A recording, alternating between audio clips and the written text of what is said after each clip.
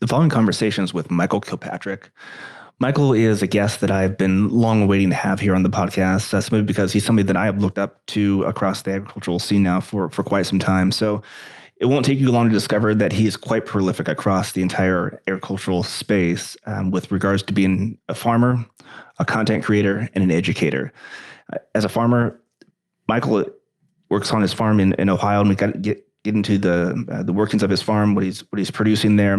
He's also the host of the Thriving Farmer podcast, another podcast that I listen to quite often, and certainly recommend that you do the same as well. And he's also an educator, where he consults with other small farmers and produces a suite of online courses for furthering education within the space.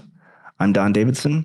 This is the Regenerative Agriculture Club podcast, and coming up is my conversation with Michael Kilpatrick. Thanks for being here. All right. Hey, everyone. We are talking today with Michael Kilpatrick. Michael, I'll be flat out honest here. As I was researching this, I didn't even know how to introduce you, because you've done and created so much, whether it's as a producer, as a content producer, just in your own work. So I just kind of want to take this approach of everything that you've done. So I guess the first step I want to take is really back at the beginning. Where did you grow up? Yeah. Well, I was born in St. Louis, down by the city that has the big arch. And we were in a little neighborhood there. We did a couple tomato pots. And one of the first pictures I've got of me is me with my hands covered with slugs. I was an outdoor nerd, so I just loved all things creepy crawly growing at that point.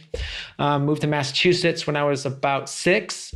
We did gardening there. We were in pure sand, so lots of compost. But my dad actually, no background in farming or anything, figured it out. John Jevons' book, the Victory Garden Kids book was the 2 manuals that we used, and we grew a lot of food. And I remember taking the wheelbarrow around full of tomatoes and peppers and squash, and just, here, neighbors, here's food, come get food. But about 1999, we moved up to upstate New York. And that's kind of where my real farming kind of background started. We bought an 8-acre parcel. We started raising different things. We've ended up into market gardening. And then that was the beginning of our business. And we scaled that to a pretty large operation up there. And we had that for a decade. So that's really the short, condensed version of like the background. Yeah. So at what point did you start to have that feeling that, okay, so that you wanted this to be your long-term career path, and that this was going to become more just like, as opposed to just like a hobby venture, and this is going to be what the focus that you'd be doing? Yeah, I think it was that first market that we hit $1,000 in sales, and that happened, I think, year 2. It happened actually after we went to an actual real farmers market. Before, we were doing curb markets in the local gas station parking lot, and it was just, we lost money going to those markets practically.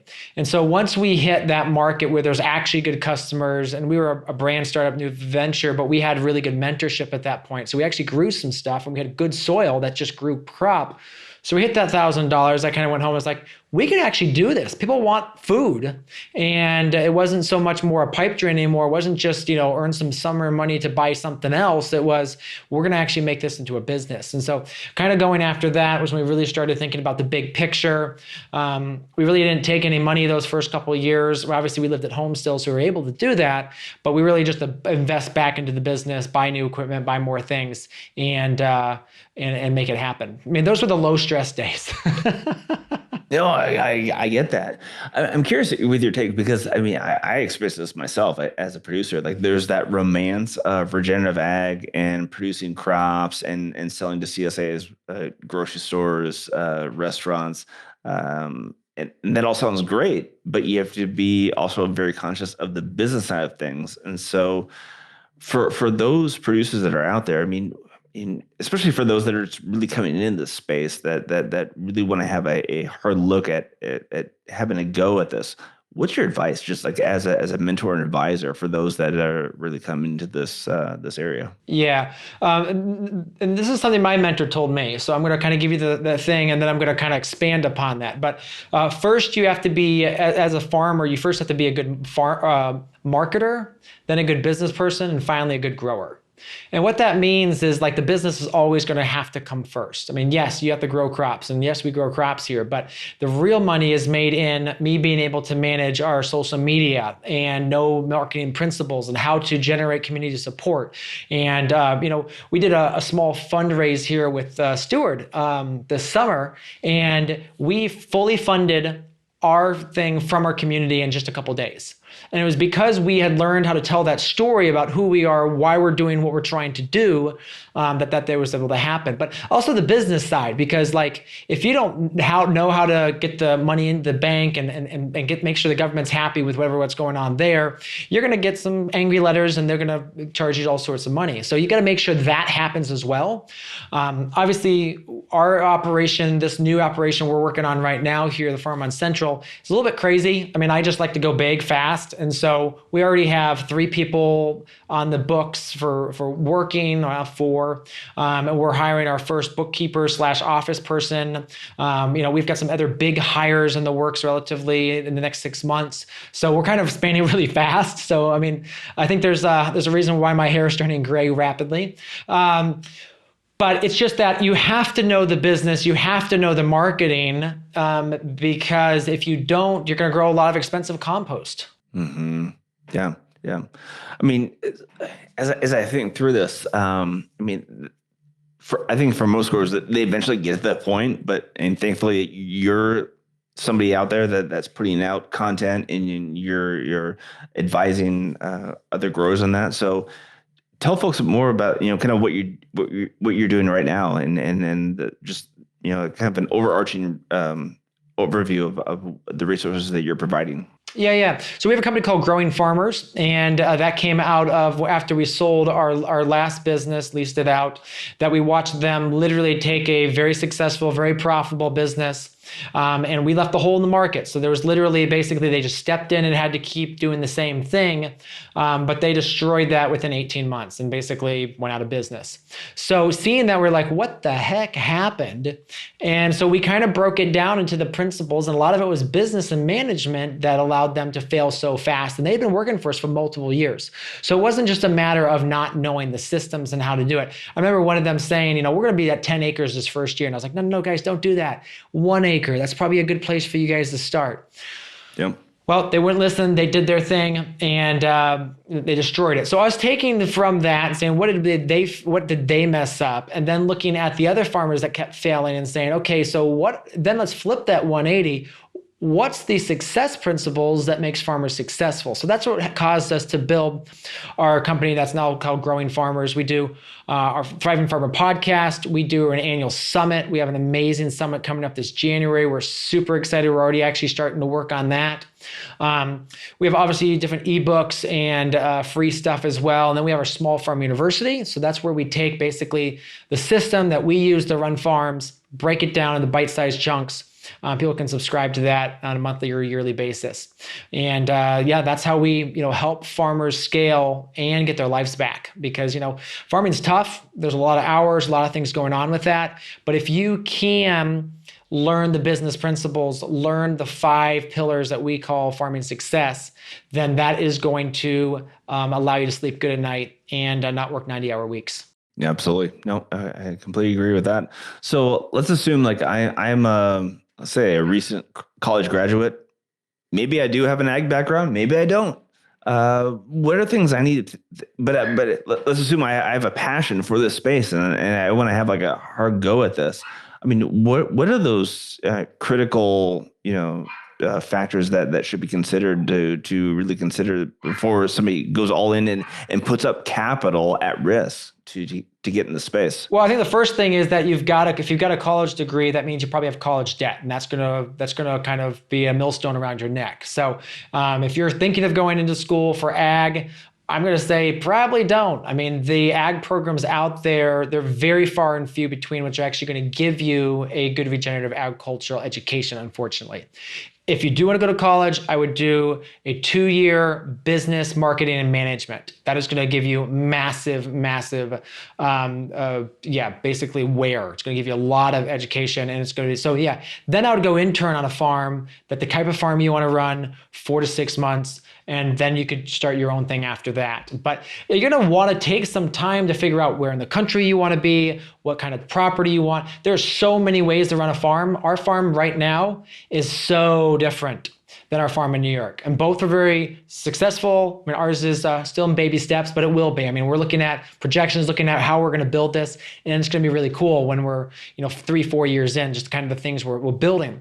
But, each of them are very, very different. And so you have to kind of figure out what's working for you. And so, again, get the education on someone else's dime. We literally just had someone here on the farm who applied the work. They said they'd experience, so we hired them and ended up realizing that they didn't have really any experience. And so, we had to kind of backpedal really quickly and kind of retool how we were going to handle that, because on one aspect, we're not set up to be an educational farm. And that's what this particular individual needed, was an educational farm. Right now, we need people out there that can work and get stuff done, because we just don't have the time. We don't have that bandwidth. We don't have that massive flywheel effect going where things just kind of happen by themselves. We're still building out the processes and the systems and all that stuff. So for us to be able to take on someone who really just looking for an educational farm for an education, they wasn't going to jive and wasn't going to fit into our world. So that's something you have to think about, is when you're looking for that, make sure you find a farm that can provide you that kind of information. So in terms of startup capital, what would you say, like, kind of baseline would be a healthy metric to at least just get things up off the ground? Well, it depends on what kind of farm you want. I mean, if you're looking for, let's say, a 1,000-acre regenerative cattle ranch, you're looking at, hundreds of cows at thousands of dollars each and massive amounts of land. So that's a very, very, very tough business to get in. If you want to start a half-acre market garden in the middle of a city, that's, $15,000, $20,000. You can get really good set up. If you're going to, and I would recommend starting by yourself to kind of see, how things are going to work and how you can make happen. But yeah, it kind of really depends. I mean, really depends on where you want to invest that too. So right now, labor is skyrocketed. I mean, everything's skyrocketed, but I still think you're going to be better served to be investing in infrastructure that's going to make you a lot more efficient than in labor. Because the thing about labor is you can lose it. It can go, it can be sick. So if you have those efficient tools, that's going to make all the difference. So we have, about a manure spreader. For us spreading compost, we spread, hundreds of yards of compost on our because right now we're high sandy soil, so we're trying to get the organic matter up as quick as possible. So we're adding massive amounts of that. Man, if we were hand shoveling that, we'd still be out there, and that literally can spread 2-3 yards in a matter of 3 to 4 minutes. Yeah, that took capital up front. So being able to have that, being able to do that made us more efficient. But you really kind of need to be able to know what that capital is for, what your cost of capital is, and what that payoff is going to be for the capital you're going for. So we went obviously a mixed route. We went with all sorts of different financing. There was a couple reasons on the different ways we went the different ones. But the one reason we went with Steward for what we went with there is we wanted a fundraiser that was externally kind of sanctioned or verified, and Steward kind of gives that aspect, and also allowed the community to buy in. So our community, our members who bought in are ones that are all every week coming by, championing, talking to us, sharing different things, giving us other stuff. And then obviously we also did, able to do some USDA financing, which is, USDA has a great program too. They just don't know your type of farming. Our guy was super great, but he really didn't have an idea of what we were doing. Yeah, I get that. So was that a conventional FSA loan, or is that more of the microloan platform? They didn't call it particularly a microloan. It was in the microloan category, like for scale, but just because he said I had too much experience, they wouldn't give me a beginning farmer's loan. So we still got this good rates and all of that, but we ended up having to provide mountains of paperwork and mountains of stuff. So I mean, the packet's literally like that thick. There's all these different forms, and they wanted a complete business plan. And the one nice thing about Steward is working with them is it's a quick, fast process. yeah, it's done. Yeah, they've got a great team there you're dealing with, you're talking to. But it's more expensive money, but it's so much faster. So much faster. And it can, again, it's all comes down to how you're deploying that capital. And if you're using it for not only capital, but also using it for exposure and relying on the team at Steward to help you with some of the other things, then I think it's definitely money well spent. So for folks that aren't familiar with your farm, can you just take a few minutes and just kind of describe just kind of how you're set up, what the crops you're growing, what your distribution and customer channels are? Yeah, absolutely. So we've been looking for a place for 3 years, and we weren't really expecting to find something like this. We'd driven by this property for years, and I was like, man, that's a beautiful piece of property. That house is crazy. Imagine what you could do on this property. And then all of a sudden, our realtor calls us and says, that's actually coming up for sale. So we had to go through all sorts of hoops and different things because we're trying to buy a house on the top of our approved list. And it was during COVID. So there's all sorts of things. We ended up going through 3 different lenders. It was a nightmare for 6 weeks. We actually literally didn't have a place to live for 2 weeks during this whole process. Because in one aspect, we had our house sold and we had to sell it, but the 2 lenders in a row fell through until we could finally get the 3rd one that kind of understood more of what we were doing. But basically the reason we bought this 8 acres is not only it's on one of the top 5 aquifers in the nation, is it's on a 12,000 car a day road, and it's inside the city limits of a town that is pretty much a food desert. So we love farming, we love feeding people, but we also love the aspect of being in a community and being able to share with that community food and how to eat better. Because that's the biggest thing. The top 3 reasons why people don't eat healthier. And we asked this in our survey of our 800 people that are on a mailing list when we took the survey is 1, I don't have time. 2, I don't know how to cook it. And 3rd, I think it's going to be too expensive. So obviously, if we can figure out how to solve those 3 problems for them, then we're going to be able to help them change their diet. Then we're going to drive down the obesity rates, the heart disease, how they're going to survive, some of these pandemics and that sort of thing. Because the number one thing we're not talking about is health. Health is a massive player in our life expectancy. And TV is bombarding you every 15 minutes with a, stuffed pizza crust ad from, Papa John's or something like that. And again, nothing knocking pizza. I love pizza just as much as the next guy, but that ain't going to get you to a healthy lifestyle and get you to 85 years old, typically. So health is super important for us. So what did we build?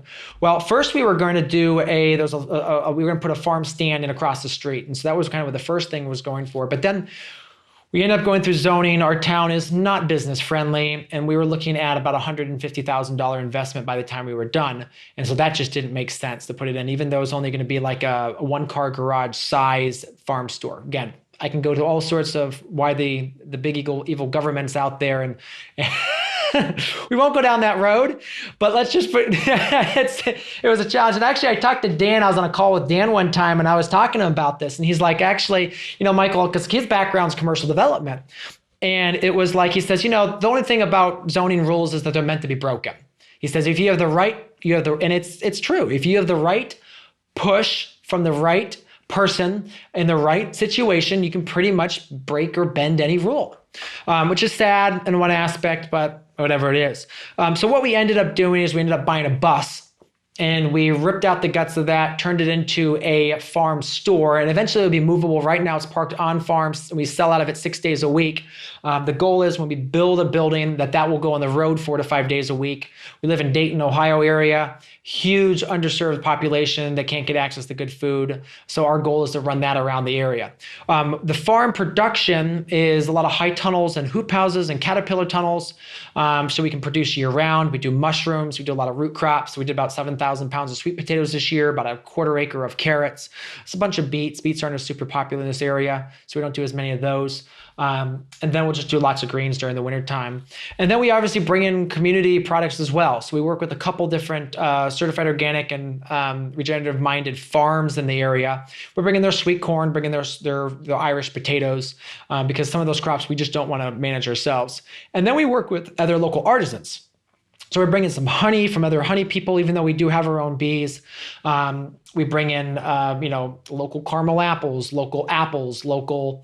I mean, again, why caramel apples? Well, hey, it's better than someone going to the store and buying a candy bar. At least they're getting an apple.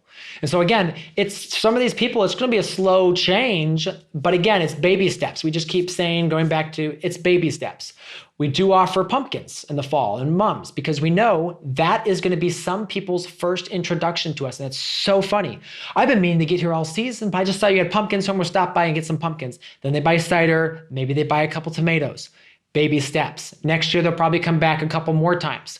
So that's kind of how we have it set up. So obviously, we're selling a lot on farm. We do an online farmers market. We are about to ink a deal with a pretty large independent grocery chain, and we have some really cool things going on with them that are going to happen, hopefully. And then by the next spring, we're doing some other stuff too, which they're really excited about. Obviously, the other thing is there's a lot of busy professionals that are moving into our area. What do busy professionals have? No time to cook. So how do we reach them with farm fresh food? Yeah. So that's the next step we're looking at, is how do we make that happen? And we're in talks right now with different people that can make that work with us. Obviously, that requires a lot of infrastructure as well. So going back and figuring out how to build that infrastructure out. The other big thing we do is horticulture. So we do a lot of spring plants. We're going to be moving more into even more of like even a perennial nursery for more of the natives and stuff like that, because it's interesting. People buy stuff all year long, and it's just about stacking. So if you can get someone to come in for $5 and then you add another enterprise, they can add $10. Now they're walking out of $60, $80, $100, and you're making a percentage in every little piece of that. And obviously that goes back into help run the overhead of the entire business as you start to scale. I can imagine like somebody sitting back thinking, I want to do what Michael is doing, but I'm at point A. So like kind of like that it's not a linear path. It's kind of like a yo-yo up a flight of stairs. I'm sure that's kind of what you've experienced professionally. So for those that are out there, I mean those first critical year, I mean, what are the critical few things? Like, let's say like somebody's just starting out. You talked about like what the budget is to start up with. How does somebody just kind of get things off the ground in another part of the country that wants to get to where you're at right now? Yeah. So yeah, you're right. Obviously, we went from 0 to 120. My wife shakes her head every single day. My farm manager is like, no, don't do that. So that's great. I have people holding me back. I need that. But if you're just starting out, let's give you like 5 things you need to focus on. Obviously, you need to know how to grow if you're going to grow crops. Again, you've got to do the internship. If you just go out, get a couple books, buy a couple courses, and start farming, I'm not going to suggest that. I mean, I sell these kinds of courses. I can obviously make you go a lot faster, but I don't suggest that.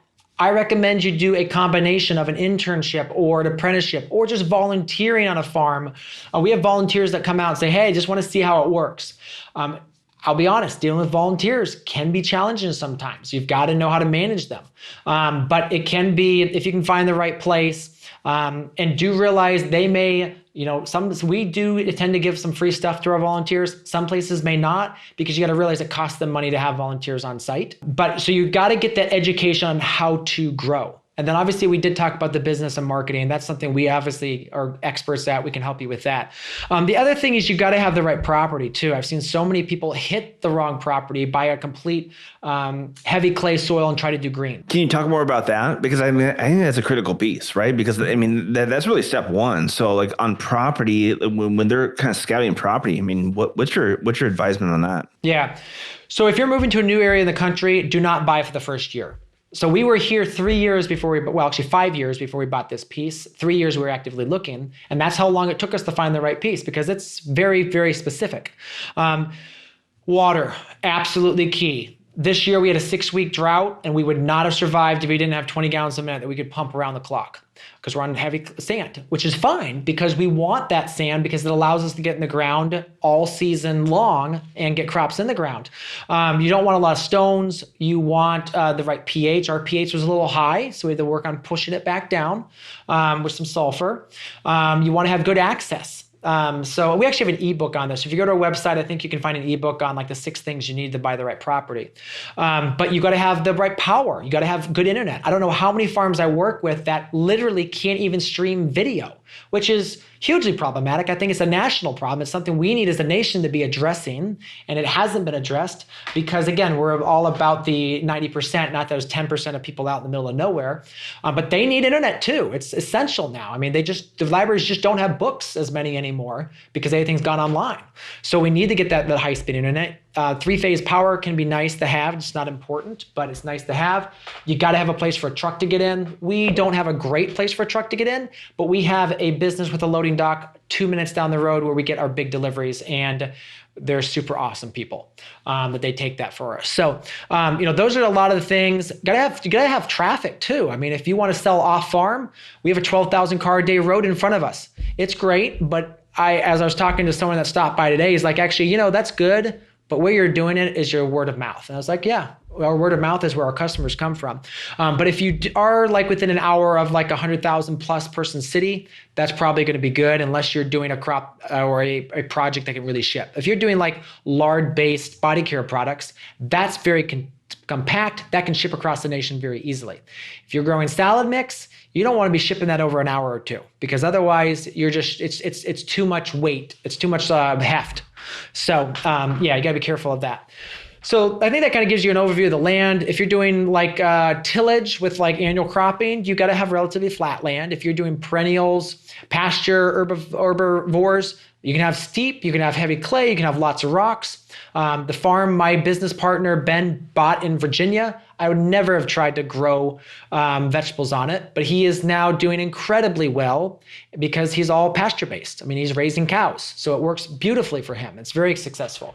I think the third thing is you got to have the right infrastructure. So for any farm, walk-in cooler, if you don't have a walk-in cooler or at least a couple 3-door coolers, you're losing out. That was one of the first pieces of infrastructure we put in. We can maintain it at 36 degrees, and that can give you 3-week shelf life on some things.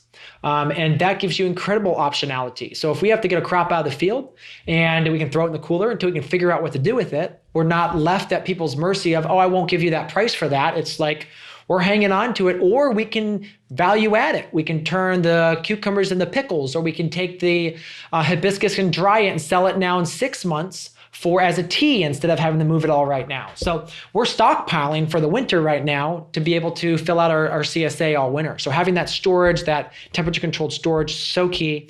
You can get it for super cheap.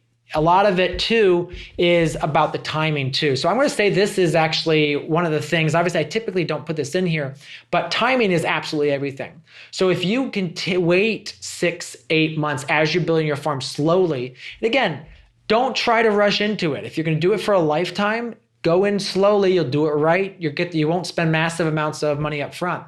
When we were buying buses, we were searching and we found some for $25,000 and they were 8 hours away. We found some for $8,000 that were 2 hours away.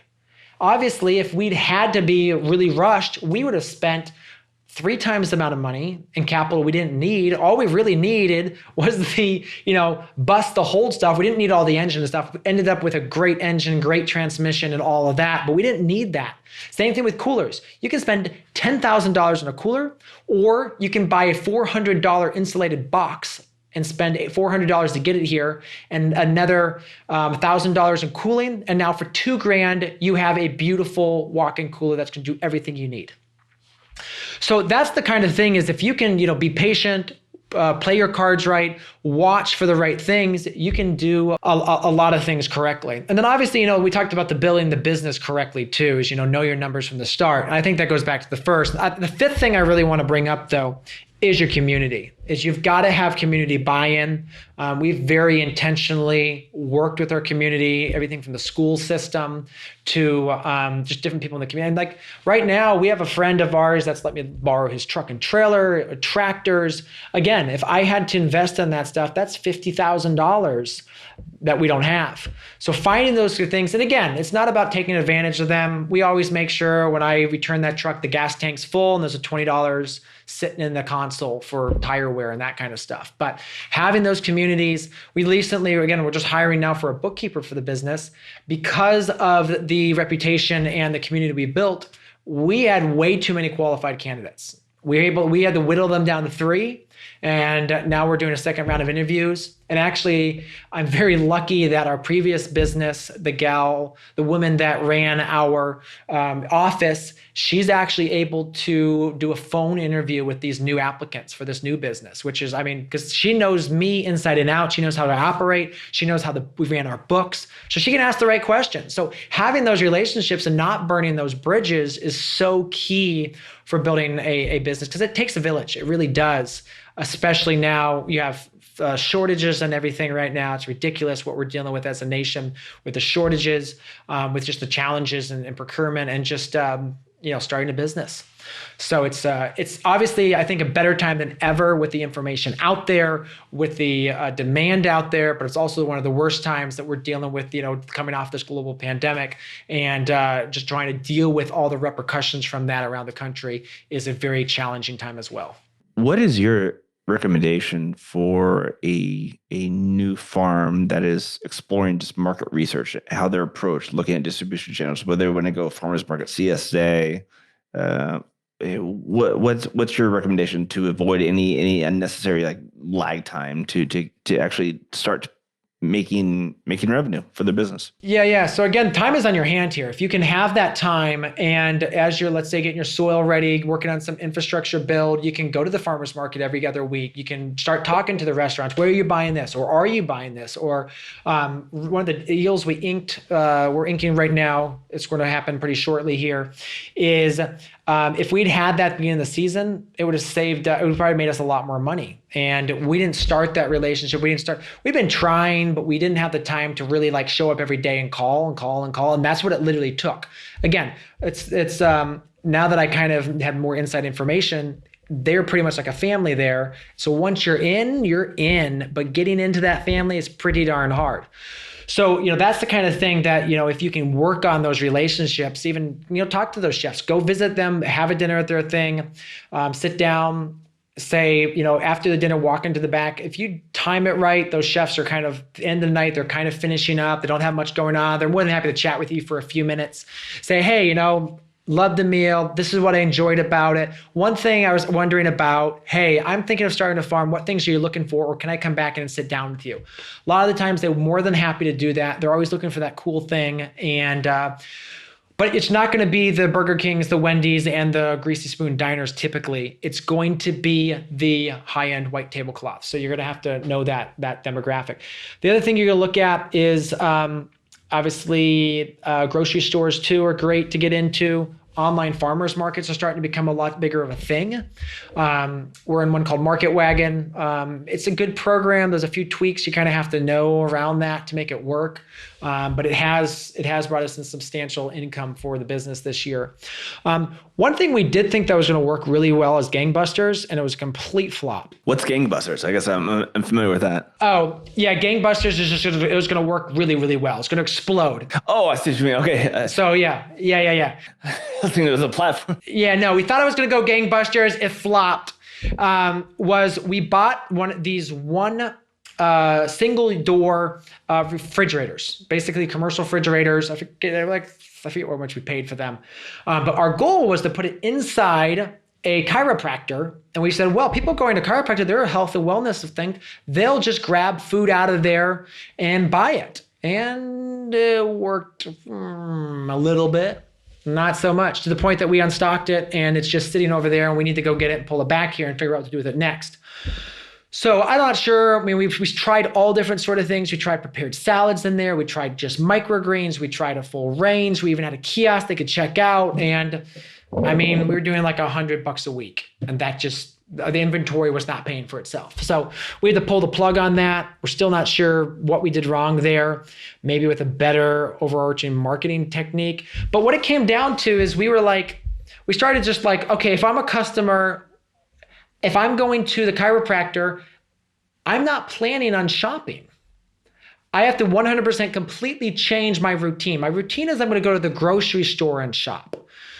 So that was just, I think there was too much change that we had to affect there. And the people that own the chiropractor, they're friends of ours, they're great, but they're not subscribing the vegetables. They're not saying, okay, now your RX is go buy 2 of the protein power up microgreens and eat those for your knees this week.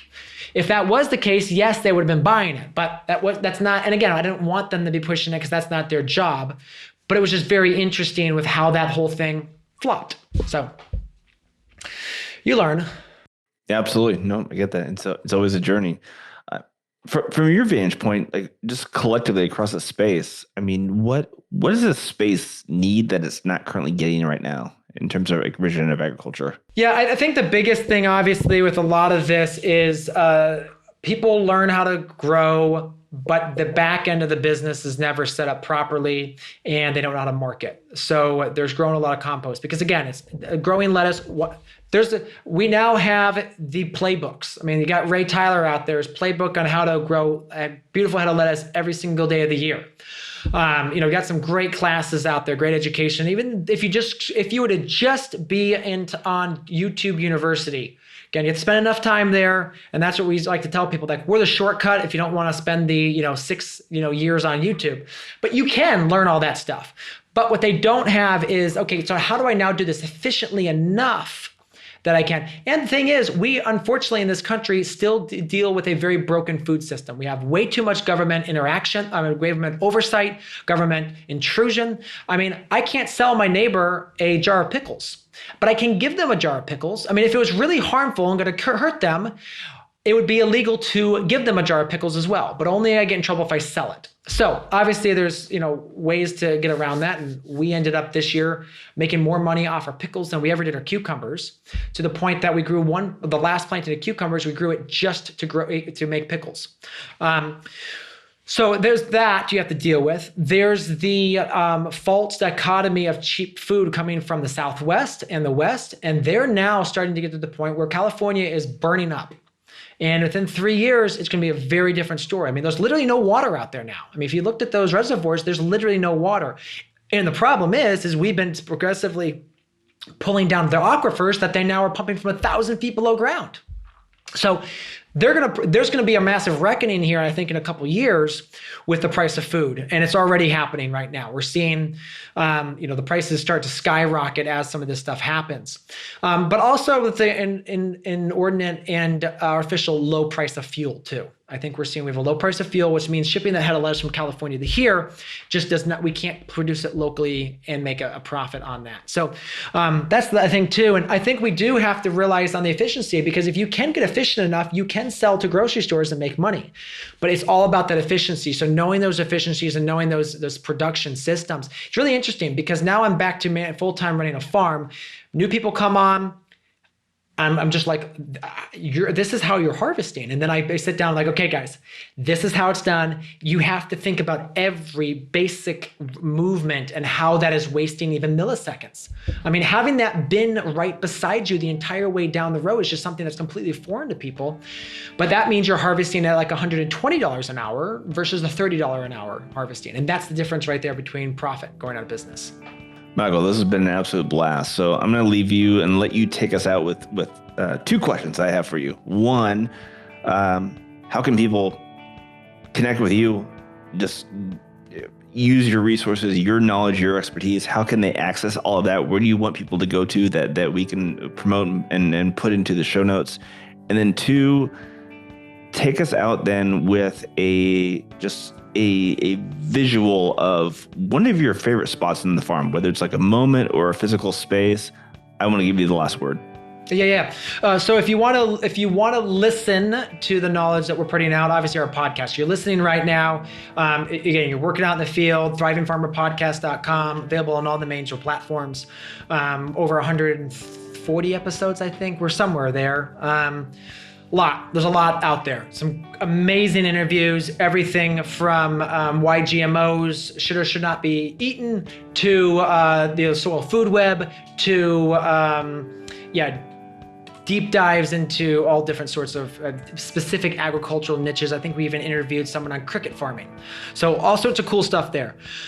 I think the favorite part of the farm is it's not necessarily a spot, although the greenhouse is pretty cool. When you're standing in there early morning, lights just coming up over the horizon, you can look down and see beautiful beds of lettuce and things growing, and just know that space and how it's working. But I think it's more the aspect of life coming back to the farm. Because when we came here, it was a bare trash field. When I mean trash, we had corn trash over the whole thing.